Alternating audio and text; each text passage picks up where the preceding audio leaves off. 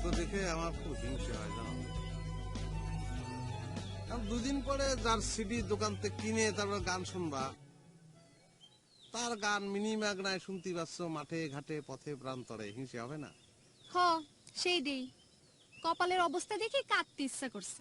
কোথায় শুনবো 1 না 2 নাম্বার শিল্পীর গান, সেখানে 17 না 18 নাম্বার শিল্পীর গান শুনতে শুনতে বাড়ির যাওয়ার লাগছে। আমি বুঝেছি তুমি আমার একটু অপমান করার চেষ্টা করতেছো তো, কিন্তু সে অপমান কিন্তু ঘুরে ফিরে তোমার দিকে যাচ্ছে। আমার দিকে যাচ্ছে মানে? সাবিনা, আমি সিরিয়াসলি একটা কথা বলি তোমার, শোনো। তুমি তো জানো আমার ভিতরে যত গান যত সঙ্গীত সব কিন্তু তোমার জন্য। আমি যে গান গাই কিসের জন্য গাই জানো? তুমি গান ভালোবাসো তাই আমি গাই।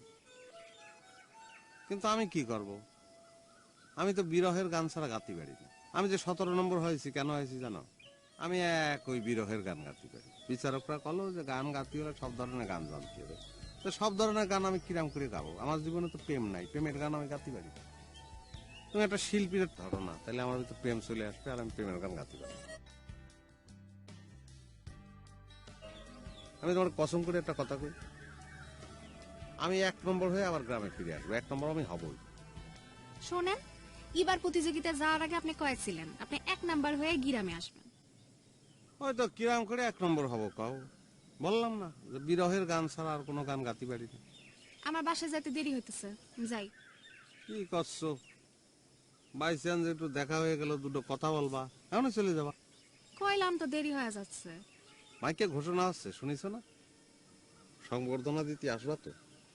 হ, বুঝেছি। যত বড় বড় লোক আসবে না, সেখানে আমি গেলে সবে আমার নিয়ে হাসবে না। কিন্তু তুমি সংবর্ধনা না দিলে আল্লাহর কি রে, কারো সংবর্ধনা আমার ভালো লাগবে না জানো।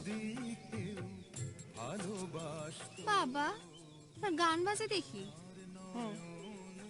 মানুষ ভালোবাসে যদি আমার গান বাজায় তা আমি কি করতে পারি? ভালোবাসতো